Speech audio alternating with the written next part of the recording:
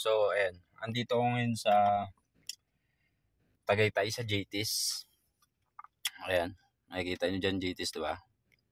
Zoom natin. Yan. Nagpark ako dito kanina. Nainis ako dun sa parking boy. Hindi naman sa pagano, no? Sakto nagtanggal ako ng jacket. Nagpapa-atras siya. Tapos pagbaba ko, sumakto, bumaba ako. Nagtanggal ako ng jacket. Ito yung jacket. Pagtanggal ko, ganyan. Siyempre, medyo tumataba-taba na kasi ako ngayon. Putik, sinabihan ba naman ako? Sabi niya, Kuya, game ka ba? Sabi niya. Tapos hinahawakan ako dito. Sabi ko, Kuya, bakit? Akala ko kung ano yung sinasabi. Sabi niya, game ka ba? Ganun daw. Anong paisip ako? Parang nainis ako. Tapos sabi niya, bibigyan kita ng Jollibee. Sabi niya. Iniisip ko wala naman Jollibee dito. Tapos sobrang nakakayamot. Puta, parang gusto ko nang suntukin eh. Kasi siya, yung may pagkasilahis ba.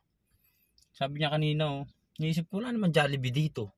Sabi niya, ganunin kita. Tapos bigyan kita ng Jollibee, soft drinks, kahit anong gusto mo, burger or french fries. Tangina, sa visit ko, pumasok ako dito sa sasakyan. Kasi parang nahiblad na ako, parang nakakabastos kasi, di ba? Pangit pagka ganun, di ba? So, ayun, pagpasok ko dito, siguro mamaya, nagpahinga lang ako ng konti. Ayun. Tapos ngayon, ito, merienda muna ako kasi silabos ko nandiyan sa loob eh. Mukhang masarap naman tong burger. Meron pa nga palang french fries dito, mga idol. Baka gusto nyo french fries, diba? Masarap din. Galing pa to pang Pagsanhan.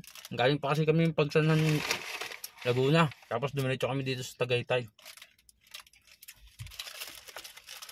Sinasama ako doon sa loob, ayaw ko. Masukay na ako dito. Sabi ko, sir, kainin ko yung binigay mo sa akin na burger.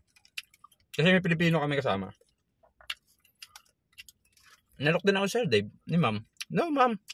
I'm okay. Masarap. Perfect. So, yun lang, RS. Ingat sa mga katrabaho ko dyan. Shout out sa inyong lahat.